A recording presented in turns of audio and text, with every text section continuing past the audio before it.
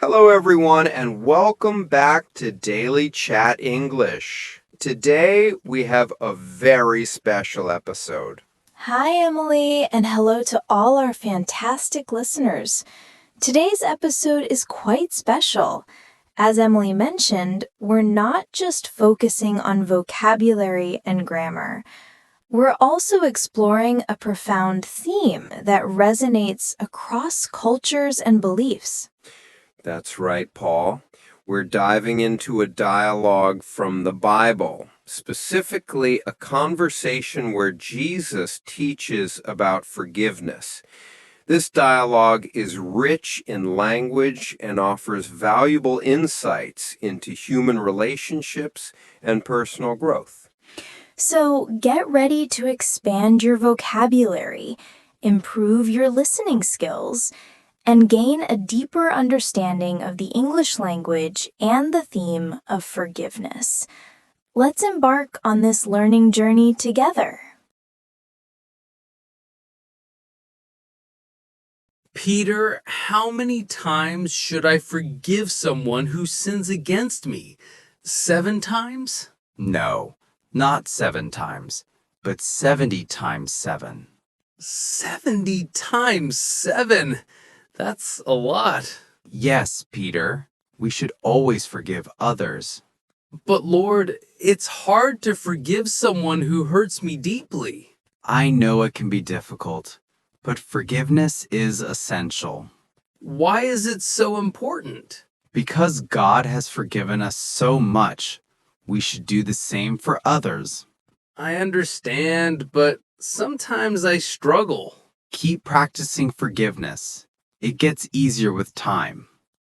I will try my best, Lord. That's all I ask. And remember, forgiveness brings peace.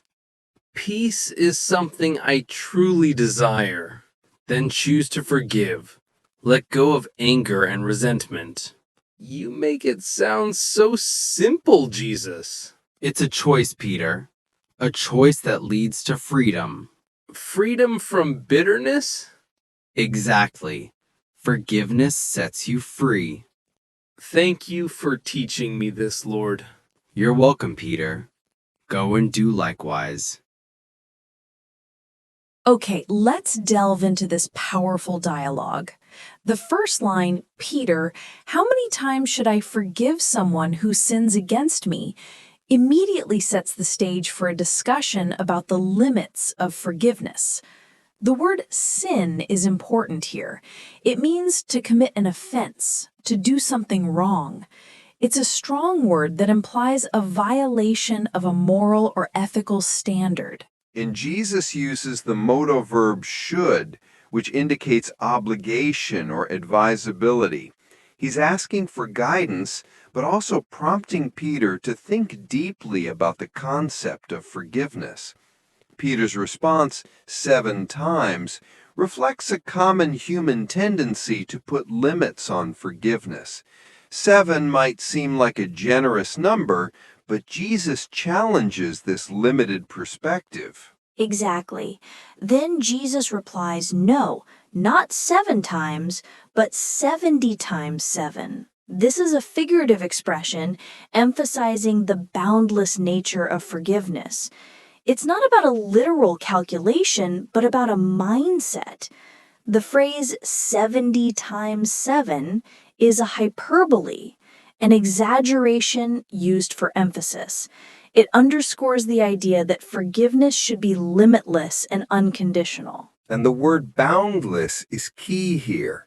It means without limits or boundaries, infinite. It's a beautiful way to describe the kind of forgiveness Jesus is advocating for. Peter's reaction, 70 times 7, that's a lot, conveys his astonishment and perhaps his struggle to fully grasp the concept. The expression, that's a lot, is a common idiom used to express surprise at a large quantity or degree. Exactly. Jesus affirms, yes, Peter, we should always forgive others. The adverb always reinforces the idea of consistency and constancy in forgiveness. It's not an occasional act, but a continuous practice. And the pronoun others is inclusive, encompassing everyone regardless of the severity of their offenses. It challenges us to extend forgiveness. Jesus responds with empathy. I know it can be difficult, but forgiveness is essential. The adjective essential highlights the necessity of forgiveness for personal well-being and healthy relationships. It's crucial to understand that forgiveness is not about condoning the wrong action, but about releasing ourselves from the burden of anger and bitterness. Peter inquires, why is it so important? Seeking to understand the underlying reasons for forgiveness. This shows his desire to learn and grow. Jesus provides a profound explanation. Because God has forgiven us so much, we should do the same for others. This connects forgiveness to gratitude and reciprocity. The word reciprocity is vital here. It means the practice of exchanging things with others for mutual benefit. In this context, it's about extending the same grace we've received.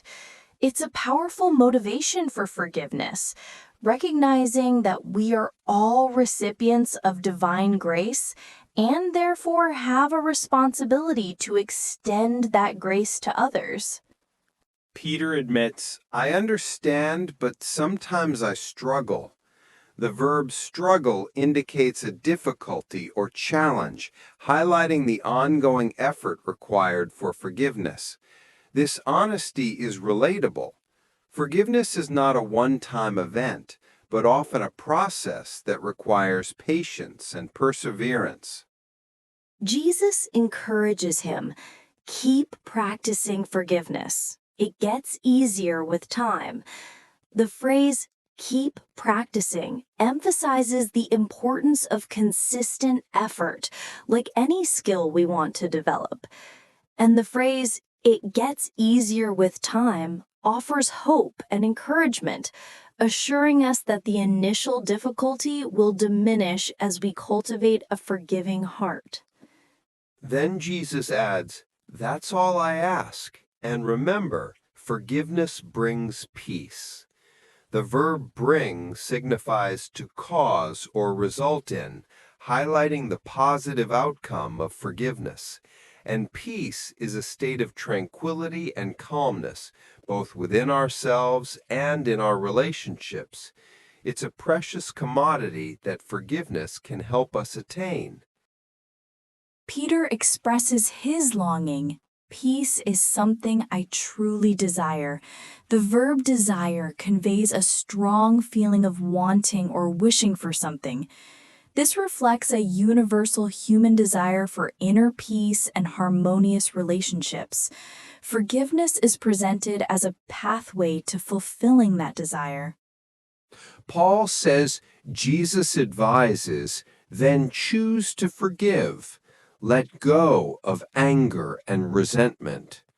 The verb choose emphasizes the volitional aspect of forgiveness, the active decision we must make. And the phrase let go of signifies releasing or relinquishing something. In this case, negative emotions that hinder our well-being. Both anger and resentment are powerful negative emotions that can consume us if we don't actively choose to forgive. They are like poisons that we drink ourselves, hoping to harm others. Emily observes, you make it sound so simple, Jesus. The verb sound here means to appear or seem, acknowledging that while the concept is clear, the practice can be challenging. Jesus clarifies, it's a choice, Peter, a choice that leads to freedom. The verb lead to indicates to result in or cause, emphasizing the transformative power of forgiveness. And freedom is a state of being free from constraints or limitations. In this case, the emotional bondage of unforgiveness. Emily, Peter inquires freedom from bitterness, seeking to understand the specific type of freedom Jesus is referring to. The noun bitterness describes a feeling of anger and resentment over perceived wrongs. Jesus confirms exactly. Forgiveness sets you free. The verb set free means to release or liberate, highlighting the liberating effect of forgiveness on the one who forgives. It's important to reiterate that forgiveness is not just for the benefit of the offender, but primarily for the healing and liberation of the offended. Emily expresses gratitude. Thank you for teaching me this, Lord. The verb teach signifies to impart knowledge or instruct, acknowledging the valuable lesson he has received. And finally, Jesus concludes, "You're welcome, Peter. Go and do likewise." The adverb likewise means in the same way or similarly, encouraging Peter to apply the principle of forgiveness in his own life.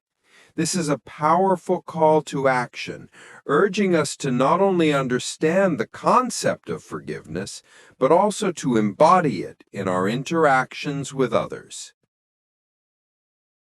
Now we'll listen to the dialogue again. This time, we encourage you to pay close attention to the nuances of the language, the intonation, and the emotional undercurrents. As you listen, try to visualize the scene and imagine yourself in Peter's shoes. How would you respond to Jesus' teaching? What emotions would you feel? Peter, how many times should I forgive someone who sins against me? 7 times. No, not 7 times, but 70 times 7. 70 times 7? That's a lot. Yes, Peter, we should always forgive others. But Lord, it's hard to forgive someone who hurts me deeply. I know it can be difficult, but forgiveness is essential. Why is it so important? Because God has forgiven us so much, we should do the same for others. I understand, but sometimes I struggle. Keep practicing forgiveness. It gets easier with time.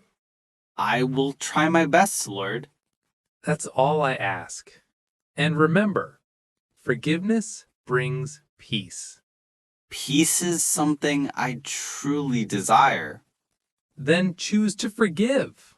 Let go of anger and resentment. You make it sound so simple, Jesus. It's a choice, Peter, a choice that leads to freedom. Freedom from bitterness. Exactly. Forgiveness sets you free. Thank you for teaching me this, Lord. You're welcome, Peter. Go and do likewise. That brings us to the conclusion of today's episode. We sincerely hope that you found this deep dive into the dialogue about forgiveness both enlightening and beneficial for your English learning journey.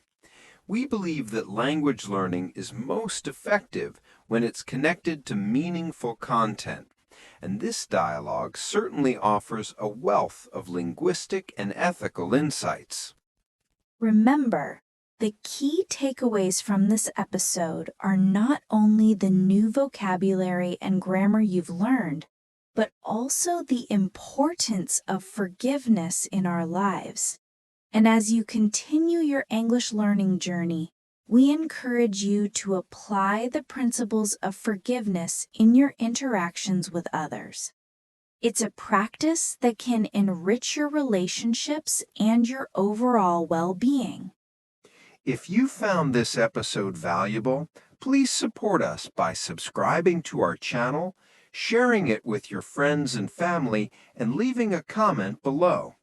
Your engagement means the world to us. We love hearing from you, and your feedback helps us create more content that meets your needs and interests. So please don't hesitate to share your thoughts and suggestions. Thank you for joining us on Mr. English Channel. We're committed to providing you with high-quality English learning resources, and we appreciate your trust in us. Until our next episode, keep practicing, keep learning, and keep embracing the power of forgiveness in your life and in your language learning journey. Goodbye for now.